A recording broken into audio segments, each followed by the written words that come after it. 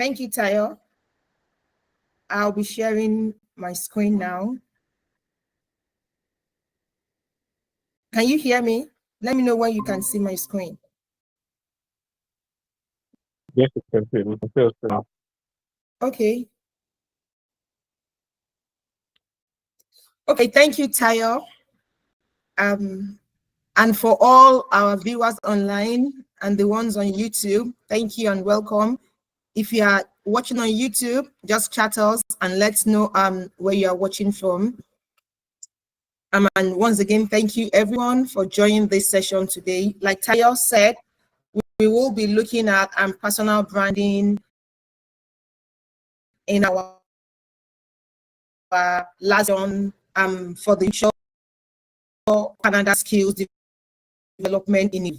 My name is Omoleye Sanusi, and this is just a brief profile about myself. I am a HR professional with over 20 years of being in the professional world, out of which I've spent like 10 years in HR. I've worked in the banking, insurance, and telecommunications sector all back home. When I say home, I mean Nigeria. I have a bachelor's degree in Nigeria from a university in Nigeria. I have my first master's in human resources from the United Kingdom, and I'm currently here in Canada, completing a second master's in the in Crandall University, and I'm studying Masters of Management. In addition to my educational degree, I also have different professional certification which I belong to. First is the Chartered Institute of Personnel Development, that is in UK. I'm also a member of the Global Professional Human Resources. I also have a certificate in SHRM, that's the United States of American version for human resources, and I'm a designated member of the CPHR, that's for Canada, the New Brunswick version. Basically, I'm committed to long life learning. I'm committed to personal growth, and I believe that in a world that this world is dynamic and changes are occurring every time, and for me, not even me, for anyone to be able to catch up with the frequent changes in the global landscape, and for anyone to be relevant, you have to make upskilling a very important part of your life, right? Throughout my career, I've led people in the culture, strategies, organizational development, EDI, and I've worked in complex, dynamic global environment. I'm passionate about engagement, inclusion, and like I mentioned, some few seconds ago, I'm very passionate about personal growth. I'm a strategic visionary. Basically, in my role as HR, what the main job we do, in HR as top as management in HR, we ensure that the HR, we align the HR functions to the general and the overall strategic goal of the organization. I bring global insight into my work, and I'm human-centric leadership, and that's what I've been doing in the organizations that I've served. Right, we'll go to the table of content for today's session. Basically, we are discussing personal branding, and we'll start by defining what personal branding is all about. And we just move down to, job search and resume building with ATS optimization, knowing fully well that in the global world, ATS optimization is very critical. Then we go to a few interview questions, and as time permits us, we also, look at a bit of, LinkedIn optimization. So I go now. What is personal branding? It's a personal branding. It's a language that it's so common in use. But just going down into it, what does personal branding actually means? It's a practice, and you see, when I say it's a practice, it's something that you have to be intentional about it. You have to determine that you want to have a personal brand, and it's a practice of intentionally defining and promoting your unique combination of skills, Everyone has a unique skills. Everyone is created differently. Everyone has something that they have to market, they have to sell. And it's a skill, is a combination of different experiences, our values that really differentiate us from others. It shapes how we are perceived by others, whether in the industry, whether in the community, whether in our personal space. We have to be intentional about our brand. This speaks to who we are. It speaks to what we are capable of doing. So, for example, if you say that, I mean, just a few example of what people should know you for. If you give an appointment, if you say you will get there for 2, please ensure you get there at the set time.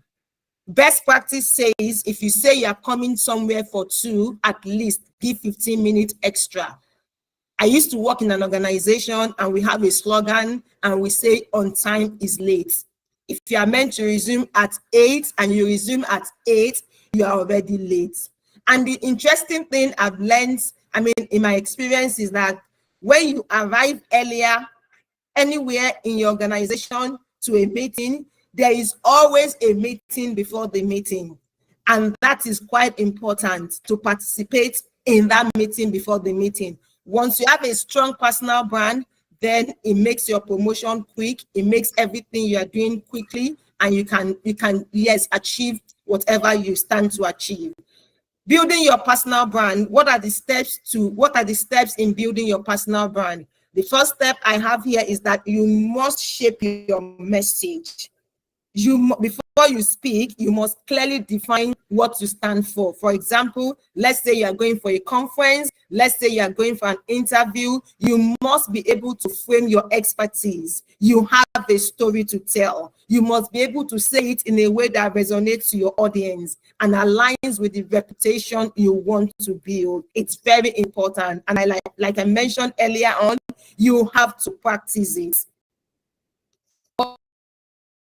Is the second step to building your personal brand. You have to speak with purpose. You have to understand, use a language that reflects your brand identity, and you also have to speak a language of your audience. When I first arrived in Canada, the first thing I learned is that there is a language that is spoken in Canada. Yes, English language is a universal language, but there's a language that is spoken in Canada, and wherever you are, you have to ensure to learn the language of your industry, learn the language of your audience, learn the language of your country. You also have to ensure that you communicate with the key things. What is the theme of the what is the theme of the meeting? What is the theme of the interview you are going for? You have to ensure that, I mean, while communicating, you have to network on social media. You also have to ensure that you know how to speak, even formally and informally, to reinforce your credibility. What is the third step in building your personal brand? You have to live the brand. You have to align your actions to your word. Authenticity builds trust. You have to be able to demonstrate integrity and consistency in how you interact, in how you live, and in how you make decisions. You know, there's a saying that our inward appearance, it speaks more. You have to live what you're saying. You can't say this and then your appearance shows the other way. And we have to be intentional about it. The fourth step in building your personal brand is that you have to deliver a consistent value. Commit to excellence. Don't do it well this time and the next time you are freestyling. And you have to practice. If you are given a job, if you are going for an interview, whatever you are going for, make sure that you are consistent. If you have a project, collaborate. Make sure that among your team, you are known for something. You have to impress your personal brand, and it has to be a brand of quality. Finally, what are the steps to build your personal brand? You have your message. You have to refine your message. In a world of global changes, in a world of global competition, in a world where changes is like the norm of the day, you cannot be static. I remember about 17 years ago, when I first had my first master's in the UK, it was like the talk of the town. I mean, everything was very relevant. But think of 17 years ago and now, everything I learned there has been updated. And because of the pace at which the world is changing, and for you to personal brand, you have to keep up to that pace. You have to learn how to seek feedback. You have to learn how to adjust your narrative, your stories to be relevant. Oh, the last one here, I beg your pardon. You have to promote your brand strategically, share your achievements, and share insights intentionally. Use working social media. There's a research that has been done in Canada. I mean, I heard it's mostly in Canada, maybe everywhere in the world too, that 80% of the work you are looking for is found through networking. It's good to go to social media. It's good to search, but then you have to ensure you have a strong brand and strong networking to be able to promote your brand strategically. You have to explore all the opportunities that comes your way, and for you to be able to do all these things successfully, you have to practice and prepare. To say something again on this, your brand, in the professional landscape, in the world of work, you are only given like between 10 and 15 seconds to make a first right impression. And if you don't practice and if you don't know your brand, you might not be able to utilize that small time you have given actively. So I say again, and that's why I'm reinforcing the word practice. Okay. In line with the table of job search and resume building. In Canada, I've just tried to highlight here we can get a job. Basically, I want to believe that majority of us on this platform are immigrants, and it's still relevant for even citizens too. But then I'm saying this because just for an easy way to know where to access the job we are looking for easily. If you are looking for government job, you go to the Canada Job Bank, and the URL is here, jobbank.gc.ca, job bank. Then if you are looking for government job that is specific to your province, I have used New Brunswick here because that is where I stay. If you're in Ontario, if you are in anywhere, you just change the NB. Maybe if you're in Ontario now, you can change it to ON. You can just navigate or just type Ontario government jobs on your browser, and it will bring out the jobs you are looking for. If you want to work in a government, in the government environment. If you want to, you can also use the professional networking to search for job. Commonly, the most common one we use now is the LinkedIn. And we'll be talking about LinkedIn optimization towards the end of this presentation. It's very important to have to represent yourself well on LinkedIn. You can also use Glassdoor Canada to search for professional networking. If you are looking for industry specific job, just like HR, for example, you go to CPHR Canada Career Center, is cphr.ca. That's the jobs, yes, will be the job on those sites will be to your career. And if you are in tech, you can use Tech Careers Canada to search for your job. The other general job boards that majority of us are used to are the Indeed, the Monster, the Workopolis, and Career Builder, and the rest, and the Simply Hired. If you go to this one, you get all sorts of general jobs here, and a lot of people have testified to getting their jobs from this platform. So it works. Okay, go to the next slide here is when you are building a resume, what should you look out for? Because after you search for the job, after you know where to get for the job, you must be able to position yourself. It is said that the resume is the first virtual meeting that your employer employer or your prospective employer will have with you. Your resume should be detailed enough for the employer to know who you are, because that's the first virtual meeting you are having with them. And what should be resume header? The resume is divided into different sections. We will see the section as we go along. The first section is the resume leader. Resume header, I beg your pardon. What should it contain? It has to contain your full name, no abbreviation. Your full name should be clearly displayed on your resume header, your first name and your last name specifically. Then your address, your email address. You need to use a professional email and an appropriate email address when searching for job. You can use any other email address for, if you want to have an informal chat, but once you are looking for job, you have to make your email professional. And what does it mean to have a professional email? Is not, you can have it as your first name and your last name, but it's something that somebody can easily look and relate with you. For example, my first name is Omoleye and my last name is Sanusi, and my email address is my first name combined with my last name. That's professional.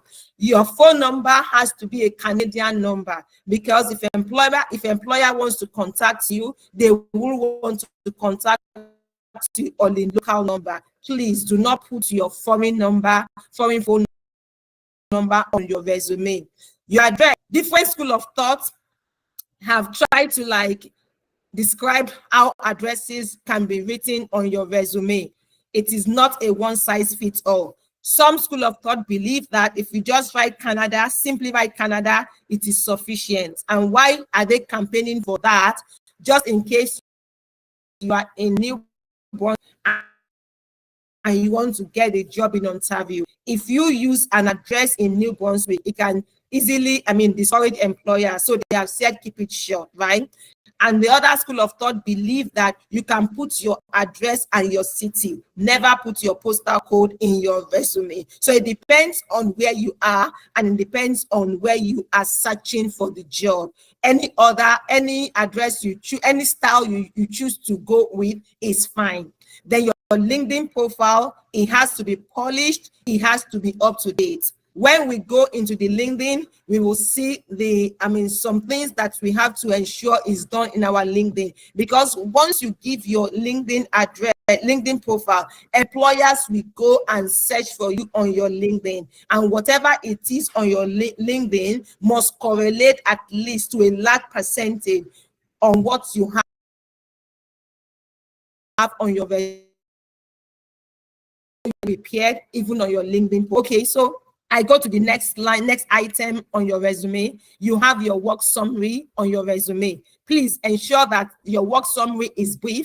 Ideally, it should be around 3 to 5 sentences. Just summarize who you are, what you have done, your skill, and what you intend to bring to the organization. Customize your wordings to reflect your job description. We know, different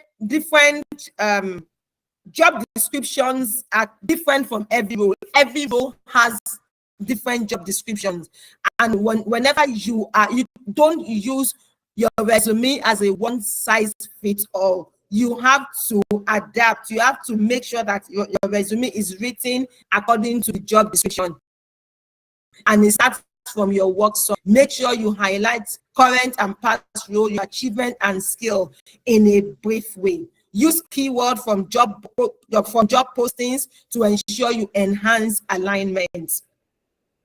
I understand that when hiring managers pick up the resume, the first thing they look at is your work summary. If it's not in alignment with the job description, then that prospective candidate is not fit for the role. Please always be honest. Do not whitewash your resume. Do not whitewash your job summary. Represent your experience in such a way that you can defend it. At the end of the day, if you whitewash and you get the job, research has shown that you can actually be dismissed along the line if you whitewash your resume, and dismissal will be without severance pay. Okay, the next item on your resume is your education. Place the education after your work summary in that order. List all post-secondary education, beginning with the most recent and working backward. Do not include high school information for professional job. This is actually contextual. If you are looking for a low role job, you can, but if you are looking for a job that is professional, your high school information is not necessary. So for example, I have used my education as an example here. My first degree is in economics from Nigeria University of Ado-Ekiti, and I've put it here. And because my degree has been assessed by West to be an equivalent of Canadian degree, I beg your pardon, this is not meant to be master's, it's meant to be Canadian first degree. It has been,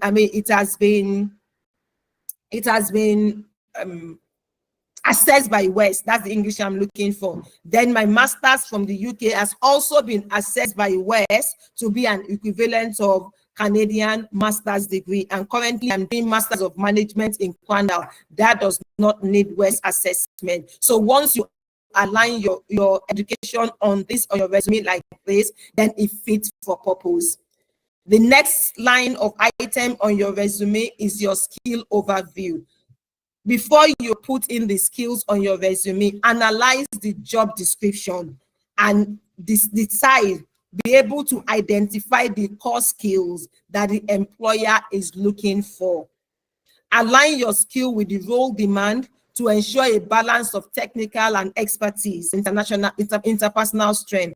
For example, if I see a job as HR manager, for example, or maybe like L&D manager, I have to be sure that I craft out the technical expertise that is required for the role. So maybe for my role, for example, depending on the role, I have things like my skill is engagement, I have skills in payrolling, I have skill in performance management, I have skill in, learning and development, I have skills in diversity, but all the skills I have might not be able to fit into the particular job I'm applying for. So ensure an alignment. And what are examples of your interpersonal strength or interpersonal skills? Maybe like communication, conflict resolution, things like that. Then they have to align, I'm saying it again, with the job description.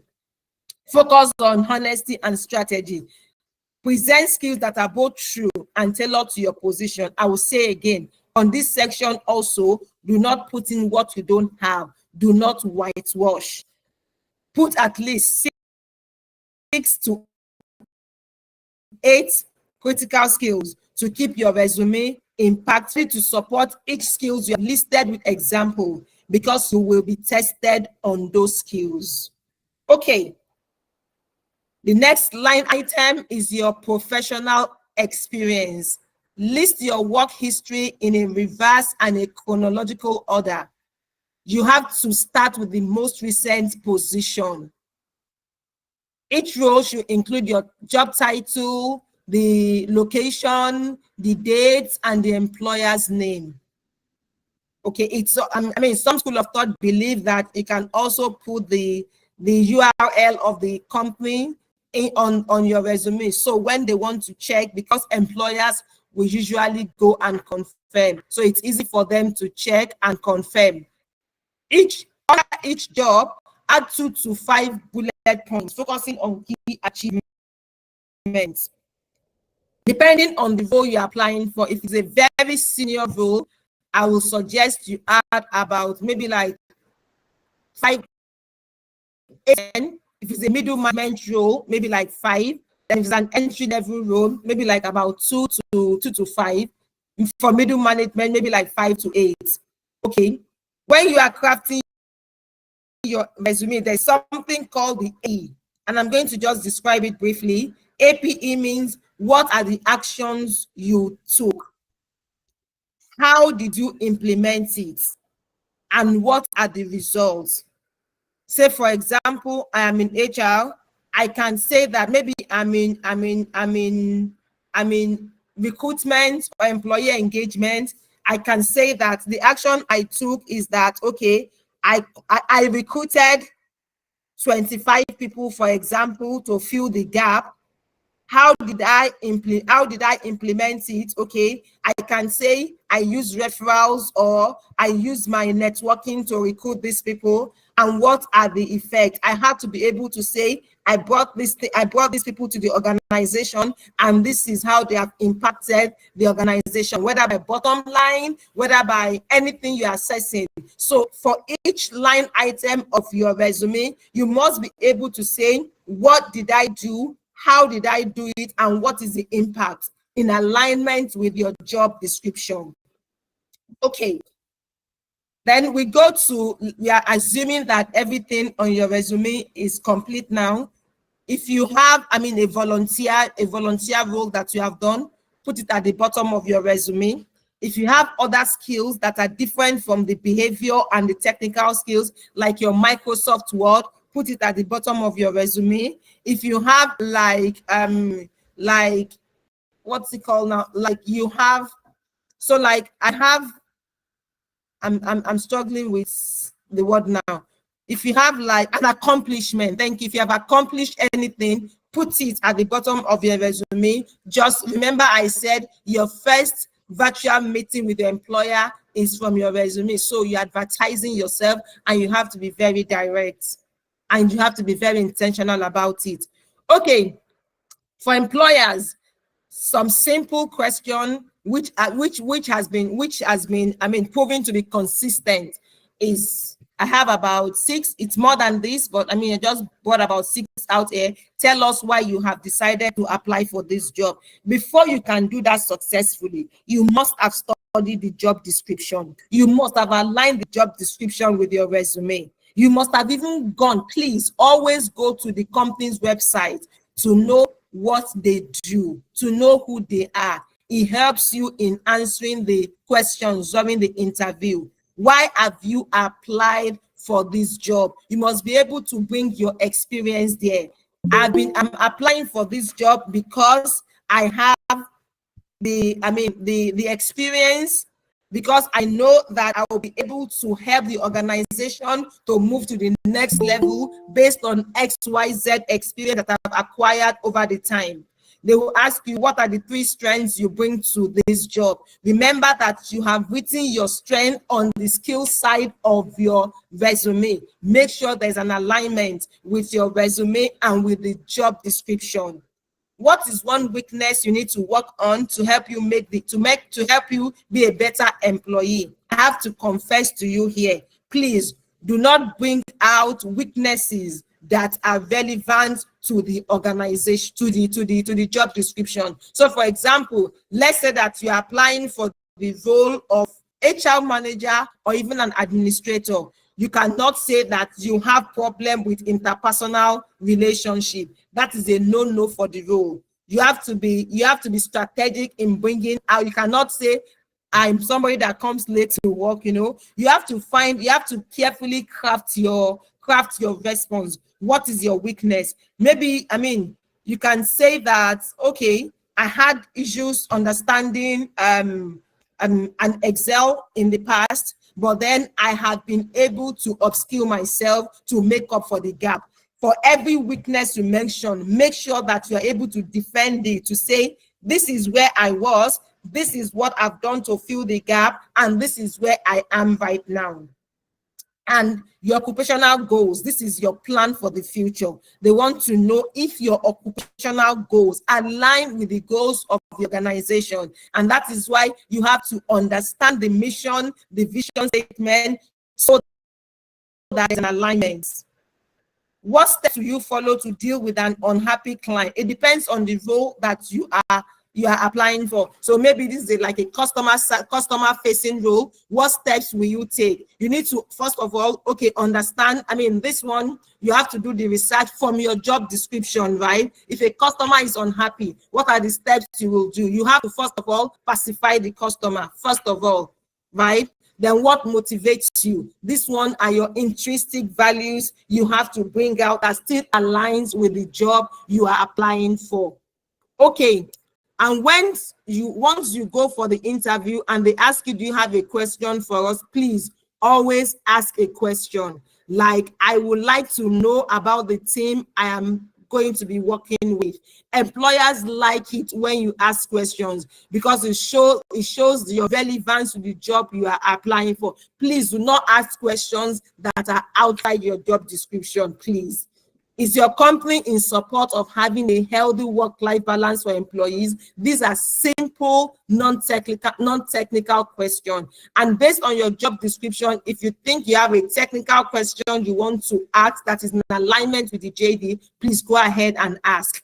What will job performance assessment be here? How will I be assessed on my job? Some people have a structured performance. Some people do not have a structured performance. Once you are able to answer this question, and remember, when you are looking for a job, you are not at the mercy of the employer. It's a win-win situation. You must be able to find a fit in that organization. These are questions you need to ask to understand whether the organization is a toxic environment or not. What should I know about this workplace environment? You need to know the culture. You need to know the interpersonal relationship. Are they learning organizations? Is this where I can fit in? Because honestly, there is no point getting a job now and leaving tomorrow. It's not good on your CV. So you have to do your assignment to be able to say, yes, this is a company I can work with. This company's vision aligns with my personal vision. Who is my supervisor? How often will I report to them? Some people have a formal reporting structure of like a monthly conversation. Some people leave it till the end of the quarter. Those things will help you to know how to position yourself and be able to achieve your objective. Remember that your intention is to align your own work style, your own job with the organization without compromise. Does your company allow for flexible hours and ability to work from home occasionally? These are good questions to ask. Good enough. Most companies in Canada are doing this. But you also want to know, you don't want to work on assumption. I go to the next slide. Other job interview questions that your employers can ask you. They will ask you experience. This one, you are going to go into like a deep, like slightly deep conversation. Can you tell me about yourself? You need to have like an introduction of yourself, right? They will say, walk me through your resume and why should I hire you? Why are you a good candidate for this job? It's just like you shrinking your resume and telling the employer in 1 second. So you can start by, my name is Omoleye Sanusi. I'm currently doing my master's in Kwanda University. I have a master's in human resources from the University of Hertfordshire. I'm a member of CIPD, SHRM. I have a GPHR. I'm a member of CPHR. My strength is on employee engagement, and I've been known to drive the performance of the organization from employee engagement based on, so you should be able to like say something that is relevant in 1 minute.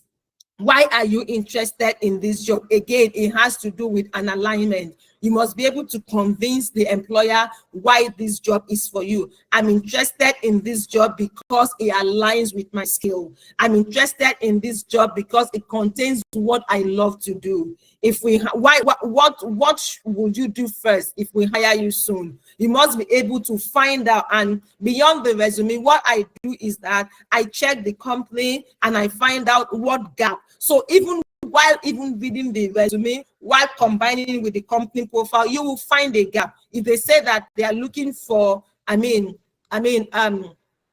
of human resources, for example, you'll be able to like articulate the job, the job descriptions and like what will you do first. If they are saying your role will be to hire, if they are saying your role will be for performance management, for payroll, those are the things you are talking to. And how soon can you make an impact here? What are your goals? What do you want from this job? What should motivate you? You are supposed to have analyzed. Once you have done a thorough analysis of your resume, then this one will become easy for you to flow with. How soon could you make an impact here? I mean, if you are good at what you do and you have experience, your impact should be felt almost immediately. What are your own goals? Ensure you align with the goals of the organization. What do you want to do? What do you want to get from this job? You must be able to leave an impact for the company. The company, it must be a beneficial, mutually beneficial relationship. They will ask you, what is your leadership style? You know, and these are simple questions. There are different kinds of leadership styles. You have a transformational leadership style. You have a servant. I will call the constructive leadership styles. You have the servant leaders style. So a transformational leader, you are changing. You are quick to change with the changes in the environment. And if you're a servant leader, you care about the development of the team. You are still the leader, but you are not dropping your team members behind. You can say your leadership style is also a participative one. What does that mean? I carry everyone around. I move everyone along, so that nobody is. We don't work in silo, because we know that together we can achieve. Tell me a decision you have made and you have regretted. You have to be careful while you are saying this, so that you don't go and say a decision that is going to negatively impact the job that you are going for, right? What decision have you made that you regretted? Maybe I changed my job. Maybe, it's just try and fine tune it to like something that is relevant.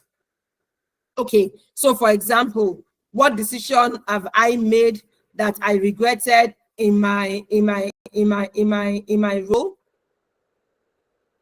I don't know.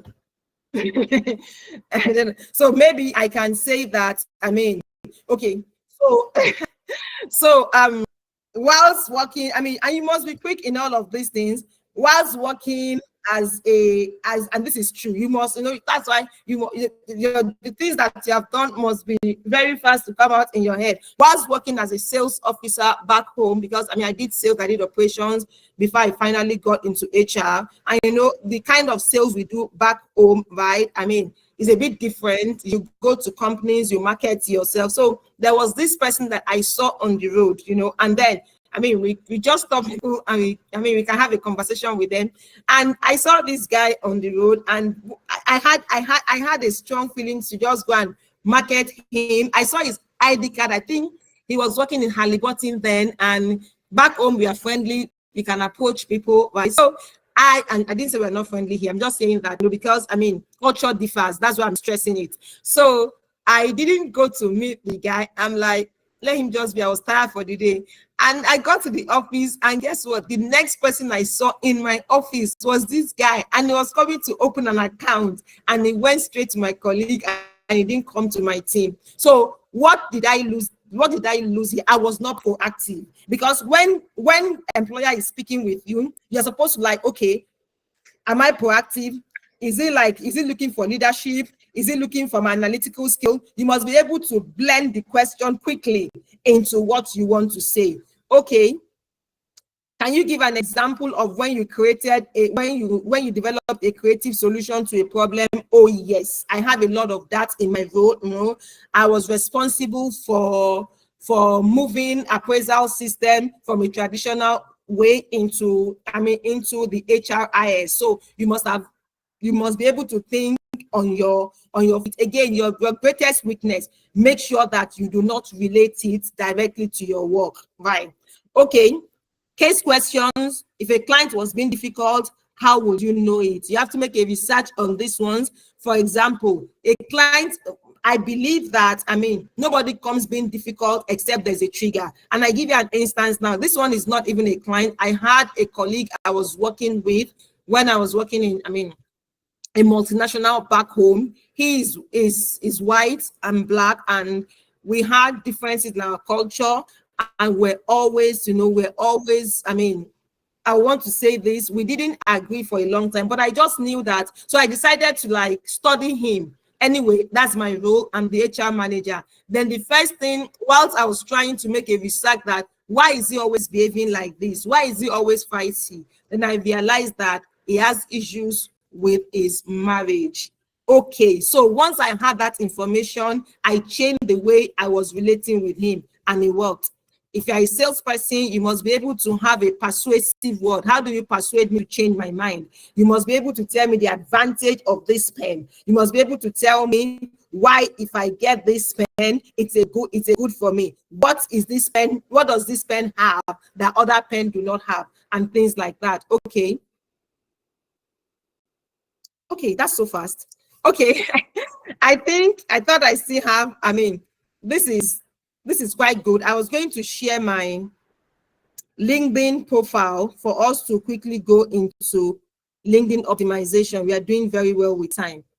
Okay, and that will be the last one we are having here. So now, like I said, your resume is the first virtual connection you are having with the employer. So is your LinkedIn. An employer will go and check you on your LinkedIn page. The first thing you have to ensure you do on your LinkedIn, please put a recent picture. Please make the picture professional. Please make the picture relative to what you do. If you are in advertisements or in any other role, you can dress to reflect that. Behind your picture, which is the background page, you also have to say what you stand for. For example, I am very high on engagement. I am a business partner. My role is like I am friends to everyone in the organization. And you can see it there looking at my LinkedIn profile. You can imagine what I do. I am high on diversity. So the picture you put there must be relevant to what you do. And then you come to your about. You come to who you are. Your name should be spelled boldly. Sorry, your name should be spelled in full. Please, I do, especially if you are looking for a job, if you are on the side of an applicant, please do not put an abbreviation. Then you must be able to tell us who are you. So, for example, MHRM. I have my master's in MHRM. I have my designate position in CPHR. I have SHRM. I have GPHR. I intentionally did not put my CIPD there because I just felt, okay, maybe I don't want it to be, I don't know. I just decided to, I don't want the profile to be too busy, but I do have my CIPD. That's the personal development in UK. And who am I? I'm a lead strategic HR. Just be concise about who you are. Like I said, I'm high on employee engagement. I'm a business partner and I'm talent management. I just use some short buzzwords for this one because as HR, this one goes into detail. So when you're looking for a business partner and you come to my profile, you know that, okay, I'm fit for purpose. If you are looking for a talent manager, I'm fit for purpose. If you are looking for, and all these ones also combined to make me, a HR manager is combined also. Then if you go, the next place you also have to ensure that you optimize is your about. Who are you? You must be able to say, because employer, this is like the summary page of your resume, just that the LinkedIn is higher, it's longer, I beg your pardon, and it's the details. And you see some other people's LinkedIn, it goes beyond this, is well detailed. This is where, just make sure it's relevant and the story, the story is connecting and the story is interesting to read. I'm a strategic human resource leader with over a decade experience. So if you are looking for my experience, you see it there. What have I done? I've transformed, I've driven performance. I'm also high on culture. Where have I worked? I've worked in the global spaces, right? I've worked in multinational, I've worked in high growth environment, I've worked in financial, I've worked in insurance, I've worked in technology, I've also worked in startups. I've put this thing just on a paragraph to be able to say who I am. So what is my focus, right? Okay, yes, I've done all this one. What is my focus? My focus as HR manager is that I've said it, the main objective of the HR department is that you must be able to align the HR practices to the goal of the organization. I'm explaining my job here in a very concise manner. What have I done? I've led end-to-end talent management initiatives. I'm not going to, and what does talent management initiative encompasses, maybe for non-HR professionals.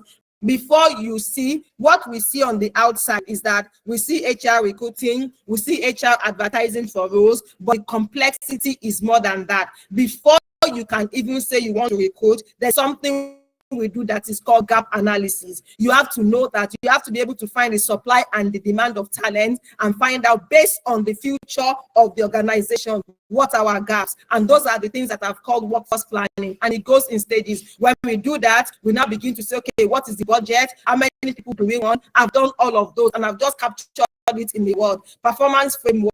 I've done performance management. What does performance management entails? You have to do your job analysis, you have to do your job specification, you have to do your job description. Before then, you have to align with the KPI, you have to align with the goals, you have to do a competency framework, and that's why I also said, please do not whitewash. You have to know what all these components entails, right? What does leadership development do? And what is leadership development, right? As HR manager, I've developed leaders. I've gone to look for, you should be able to also think on your feet. Because bring this one and ask you questions. I've developed leaders in so many ways.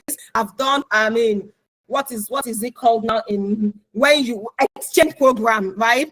I have sent people on working business school for developmental for programs. But how did we still do that? There's something in leadership professional, or there's something in leadership development that we call the ADDI model, right? Analysis, design, develop, implement, and evaluate. All those things. And employee engagement, what does it mean? A lot of people think employee engagement is TGIF. No, HR goes beyond that. Who are your employees? You engage them. How do you ensure that their skill is relevant to the future of the organization? I've said a lot here, but I've just captured it in one paragraph. Also, who am I? Yes, I think I belong to the CPHR member of, New Brunswick, depending on the role you want to apply for.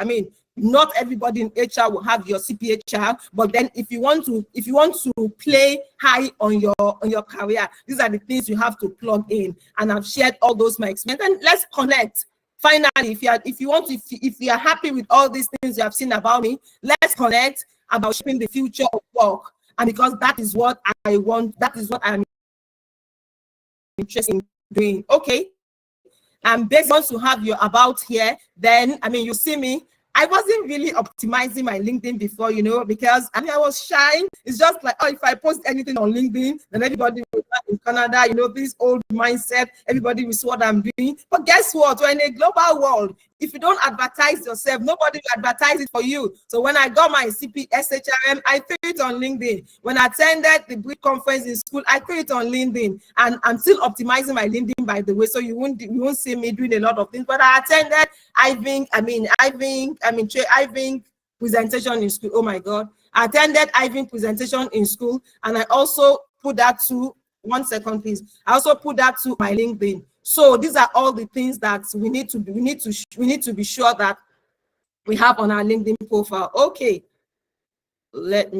And another thing I would like to mention here is, if you are searching for a job, please put open to work, but you have to be careful. If you are in an organization, I will appeal to you, be careful, because your line manager can come and check you out and say, how come you have to work and then you have a job? It could send a wrong signal that you're already looking for a job while you have one. I just opened myself up to work about 2 weeks ago, and I've seen a lot of different connections, asking me. So LinkedIn is a very good place employer goes to. Then this profile, you just have to share your experience. What have you done? While I was at Ethan Media, this is what I did. I worked in Coronation, this is what I did. I worked in Dimension Data as Internet Solutions, also Dimension Data Employee Development. My job was, I started my HR job in Access Bank. I worked in GTB, and I worked in Zen. Just have a bullet point of all the things that you have done, so that when employers come to look for you, I mean, it is relatable. So when I teach resume clinic in school as a volunteer, right? That's in Cornell University in Canada here.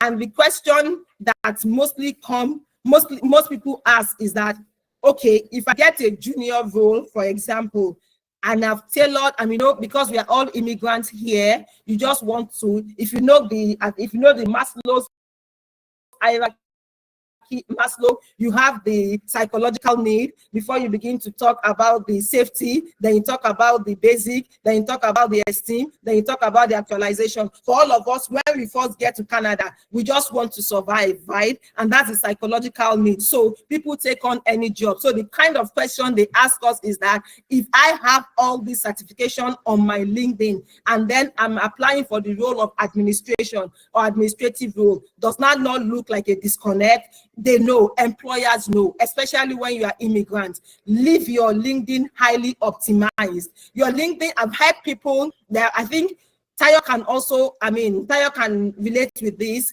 I've had people that went for a junior role, and when the employer saw their resume, they said to them, oh, you are too junior for this role. We will have to give you another role. So make sure that your LinkedIn is fully optimized while you are navigating with your resume. Thank you. Let me know if you have any question.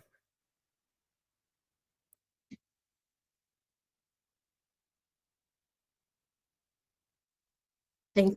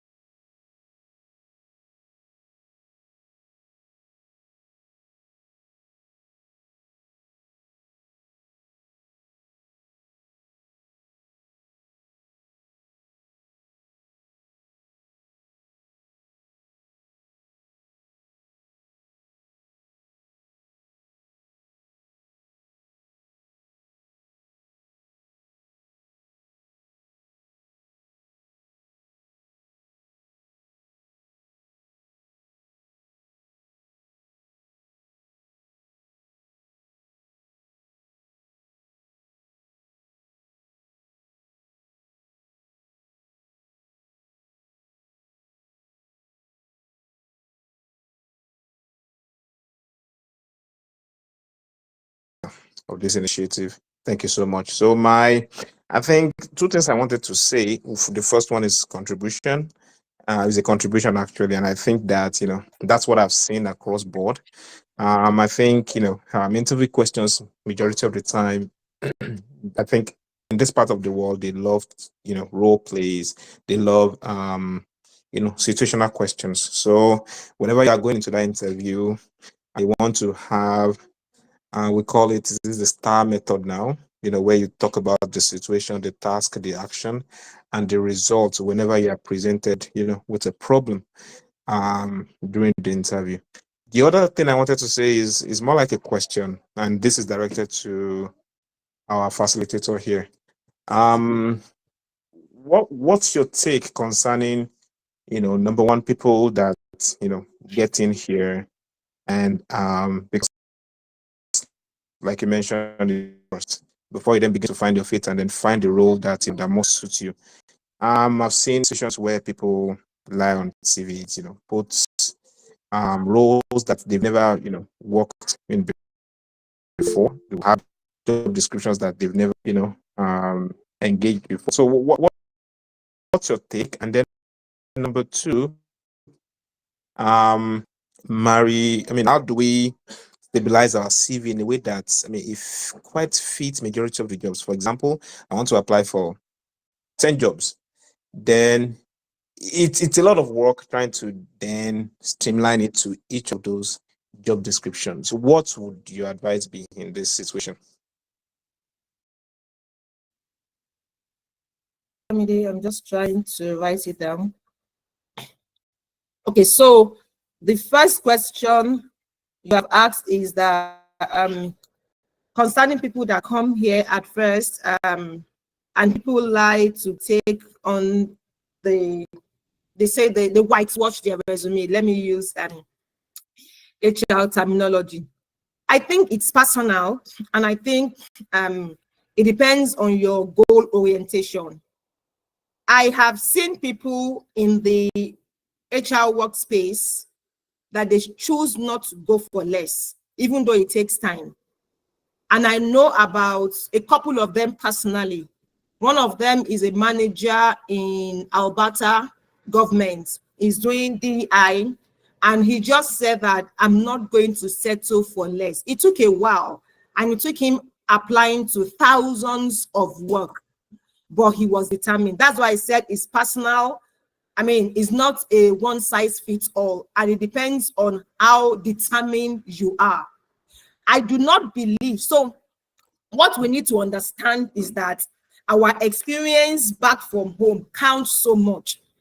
We are not allowed to discount that experience, because what the employer is looking for is what you have done and what you are able to do. But permit me to say this, a lot of us are not trained on how to showcase our experience, and then we think we do not have what it takes. It doesn't matter whether you are the one that have done that role sufficiently enough. But if you know what that role entails, please put it on your resume. So for example, I am HR. When I was working in Dimension Data as the HR manager, I was asked to come and work on ergonomy. I partnered with the facility general resource management department, facility department, to work on the ergonomy. I was buying chairs, speaking with all of those ones. This and is not my department. But if you ask me, do I have project management experience? Oh yes, because I was instrumental in managing the project from start to finish. So I think it's just about the way we position ourselves and the knowledge we have on the job. Right? I do not support whitewashing your resume, but think deep, because I find there's no HR role that I've seen, honestly speaking, that I do not have a matching experience once I think deep, apart from maybe the ones that are speaking about Canadian law, or the two major ones for me is trade. I haven't worked in a unionized organization, and I do not know Canadian law. So what I have done right now, once I finish this meeting, I have a class. I've enrolled for a class in Canadian law, and it's starting like an hour or two from now. So I have put it on my resume, but not under experience, but under my skills. So if you check my resume, yes, I have skills in Canadian law. Have I worked in a company and practice Canadian law before? No, but my skills is what I have. And how do I show that I have these skills? I put it under my certification. I have employment law certification from a Canadian XYZ. If I've answered your question, I hope this has. So let me conclude, or let me summarize. Do not lie, but think deep. Even if you have not done that job actively and you know how to do it, remember that the question is work experience. It did not say work done so far. So if you have an experience for example, I look for different kind of job. When I first came, I looked for a care job. I had experience in personal support work.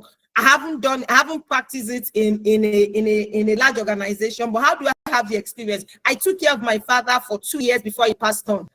I was with him from 88 years old to, so I wasn't even putting it on my CV before, but after I was, asking around, they said, you have this experience, showcase it. So all the experience we have, please, let's showcase it. And you said, what will be my advice on tailoring resume? Okay, I'm going to use myself as an example. I have a standard resume of almost 5 pages that contains all my experiences. Like I said, I put everything down, and there's no job role that I've done that I've seen that I will not be able to infer to those experiences. But it's just what it is here. We have to tailor our job description to the resume. I like the question that you have asked. How do we ensure we optimize it? I forgot to speak about something that is called the ATS, Applicant Tracking System. And once you tailor your job description once you tailor your resume to the job description, highlighting the skills and your summary page, then the applicant tracking system is likely to choose your resume. And what does it do? It cuts down unnecessary resumes. So you could have a very good experience, but if you do not align with the job description, then the ATS does not even take you. So how do you do it, considering the time and considering the amount of work you have to use for? That's why for me, I'm not academically, if I'm in school, I will not preach AI, because academics will tell you, oh, don't go to the side of AI. But yes, AI has come to stay for good. In fact, now got to find out, the first preaching they told us is don't use AI. But in this, my last semester, they've told us you have to, you need to use AI, but you just have to be ethical about it. So that I do something, I have different AI I use to check my resume. So I plug in, I use ChatGPT Pro. I subscribe for it, and there's a resume section there. I put in my resume, I put in my job description, and I say, find out alignment for me and tell me the difference that I need to update. Then it tells me, oh, you're 70% aligned, you are 80% aligned, remove this, add this, and then you're done. You're done. Within 1 hour, you can create a resume. Then I also have another one. That one is, I've forgotten the name now. If I remember, I can chat it in the box. And then what it does, let me see. Hold on. But that one is, someone in Nova Scotia gave me the link, and that one is very, very good. Yes, it's called Skills First. Yes, Skills, SKILLS, Skills First. The Skill First will analyze your resume. It will write your resume for you. It will analyze it. Then it will also give you the gaps that you have, and it will tell you how to tailor your resume. I hope I've answered. Thank you. Yeah, thank you so much, Ma, because that was profound. I think what I heard right now is have a master CV, and then you can cascade them into the different job descriptions. Then on the final note, by the way, thank you so much. That was highly profound. Does this platform encourage, or is there a place on this platform where we can come for mentorship, branding ourselves? Is there any way we can reach out? For me, LinkedIn was not a big deal when I was in Nigeria. Now that I'm here, I think LinkedIn is the place to go. And then what you said something about not when you're describing your job description. For example, myself, when I was in Nigeria, I was working directly with the CEO. So I was literally doing everything: project management, HR, administration. So what you have just said right now will just help me kind of highlight those things in a very strategic way. But like I said, is there any way we can reach out on this platform to help us with all of these things moving forward? Maybe that's to bro Mr. Tayo now. Yeah.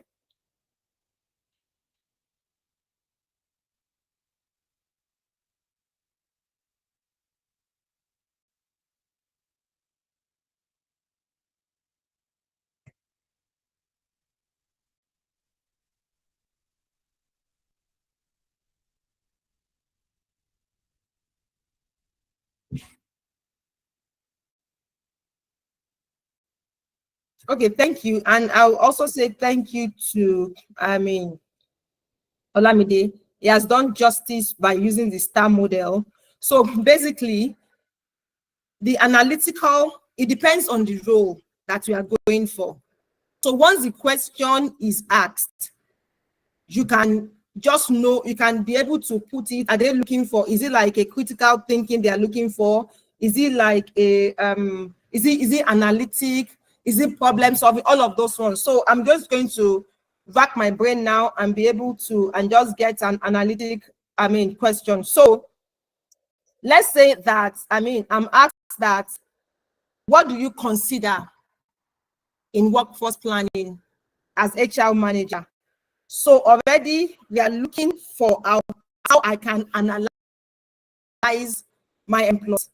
So in looking at workforce planning, you have to first understand what is the demand of the, the demand, the supply, the gap. The supply is the current workforce you have. You see, we are analyzing and you are on your toes. The demand is where John is going to, and the gap is where we have. Let's say that, the strategy or the goal of the organization in the next 5 years, let me use a bank, for example, for proper analysis. Let's say the bank wants to increase the profitability $1 billion or $1 billion to $3 billion in the next 5 years. So you are going to, first of all, check what is the supply of our current workforce. You will have, and it's all these things are all what we'll have done back end. So let's say we have 1,000 employees and we have generated 1 trillion. For this, we have used 1,000 employees to generate 1 trillion. Before you can say, okay, so if we say we are going for 3 trillion, you can say, okay, 1,000 employees, 1 trillion. If I'm going to 3 trillion, we can use this, not so. So we have different kind of regression analysis you can use as for your analysis. You can use a linear regression, which is okay, 1,000 to 3,000. Then you can use a multiple or different kind. When you are using different kind of, multiple regression, you're also going to factor attrition. How many people will resign? How many people will when they go old, what is it called? How many people will be promoted from their role? How many people will retire? So those are the kind of analysis you are bringing into your job. And once they ask you a question that is on analytics, you should be able to make reference to what you have done quickly. My comfort position is to make reference to what I have done. And it doesn't really have to be limited to what you have done. Maybe you have read it. So I would say when a question is an analytical question, it's not a one-size-fits-all. You must be able to know what they are testing, and you must be able to bring in an analysis into it, right? So even they can tell you that, okay, they can ask that, what's your perspective about attrition? I've done analysis on attrition in the past. So when you're analyzing attrition, you find out these people, and attrition means resignation. These people that are resigning, where are we recruiting them from? Are they entry level? Are they mid-level? Are they gender? Is it woman? What's the demography? So those are the things you will have done before you can be able to answer an analytical question effectively. I hope I've been able to answer the question.